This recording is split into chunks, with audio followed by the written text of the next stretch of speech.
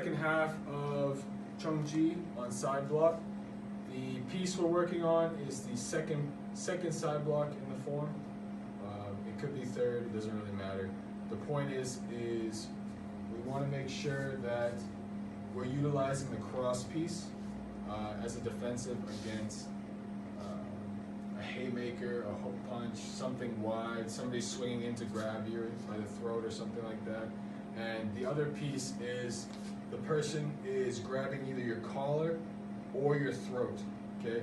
This works on throat or on the collar piece, okay? You're not going to break the collar piece off easy on this set, okay? You're not gonna block it off, but you are going to make attacks and movements to get them off of you, okay?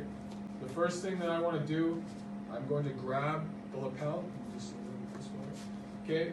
And you can either do this backwards or pulling forward. You're gonna hold your ground on L stance, but the most important piece is stopping the haymaker, stopping the hook punch hand, okay?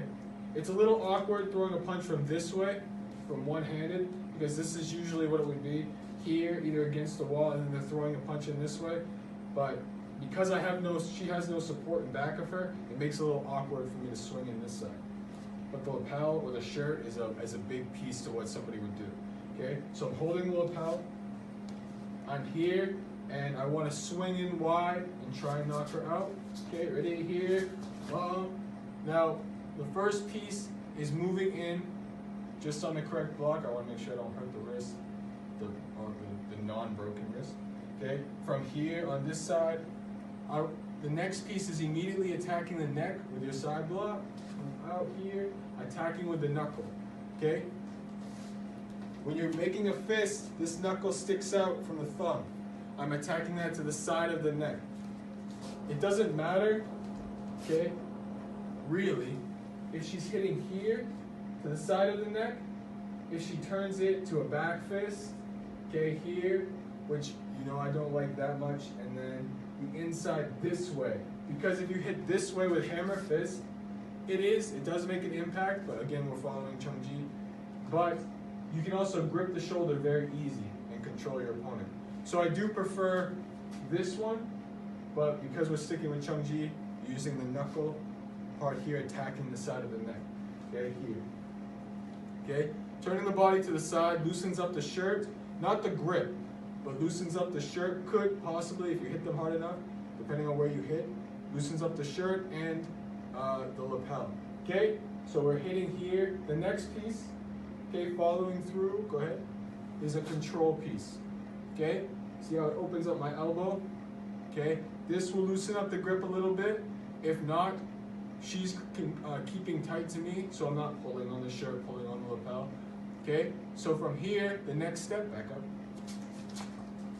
is following through, finishing your attack, just like in Chon-Ji, finishing, following, bomb to the face, okay? Make sure that you're using your elbow to crease into the neck and pushing through, okay? Just like when you're here, bomb, and you're moving your hand forward, boom, before your attack. Preparation, it's the same thing. The only difference is I'm not reaching forward, okay? Inside, driving, connecting. Okay, one more time.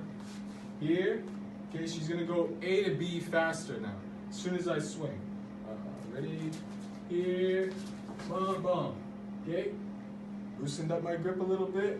Good contact to the back of the head. Okay? Following through, pushing the head, driving, boom, to the face. Okay? Chon-Ji, it's to the solar plexus, but we're focusing more on maintaining distance, attacking right away, getting out. Okay? You don't want to be in this range for too long. Okay? Because they can do multiple attacks over and over. You want to disengage as fast as possible.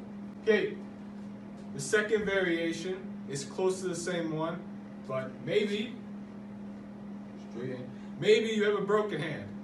Okay, maybe you fall wrong and you break your wrist, or you block a kick incorrectly and break all your fingers. Okay, so you're here and it's the same setup, but you can't utilize that hand to make contact. You can't utilize that hand to make palm. You can't utilize that to stab to the eyes. to something like that, okay? So what you can do is disengage with your whole body to push, to create distance, to push. So from here, same setup, I'm moving in, I want to swing and I want to hit. From here, I swing, boom, boom. Same setup, okay? If this one is hurt, you want to use the forearm as much as possible, or the opposite side, forearm as much as possible. You don't want to, you want to try to keep this as secure and safe, so you use the strong part of your arm. Same thing, that's what you're going to use here. Instead of using the hand, let's say this one's hurt too, smashes on the side of the neck, same exact setup. Here, as she hits, she creases in, and now she's going to use a supporting hand to push against my shoulder and create distance and follow through, okay? If you're using your whole body to push, okay, you don't have to take the full impact on your wrists, especially if you start on your elbow or on your forearm here. If I use that as a support to push through, I don't need that much weight to get this person off of me, okay? It's, what I find is that a lot of people focus on the collar grip, and they have a hard time usually disengaging it. They'll come up with like a wrist lock or the opposite side, turning it, boom, breaking, which is all fine, okay? That's not how I broke a wrist, that's not how it broke. Okay, so the main thing is getting it off, right? So one of the simple ways in jiu-jitsu or judo is popping the collar off, pulling it off right away, breaking the grip in some way, up, okay, away, breaking that grip off. But if you're wearing a shirt, somebody still will grab that way. Somebody will still grab this tight. The only difference is that it's not a lapel, okay? It's not the same thing. Your shirt is going to rip with your resistance and with their resistance. So when I hit here, as she moves through, push here to push on this side, when she pushes through, this is going to disconnect, especially when she uses her body momentum to pull and push right here. Boom!